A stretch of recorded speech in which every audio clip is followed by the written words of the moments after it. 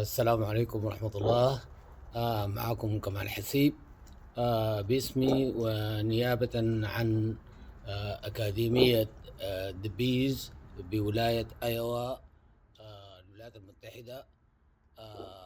تقدم بخالص التهاني للشعب السوداني ولقبيلة الرياضيين وجمهور الصفوة بمناسبة أعياد الاستقلال المجيد وبداية العام الجديد برضو ل 2025، ولإخوتنا المسيحيين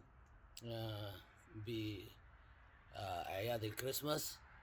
وأتمنى أن يعيده الله علينا بالخير والأمان والسلام. وكما نتمنى هنا في أمريكا أن نستقبل الفريق السوداني القومي مؤهلا لتصفيات كأس العالم القادم، وكل عام وأنتم بخير.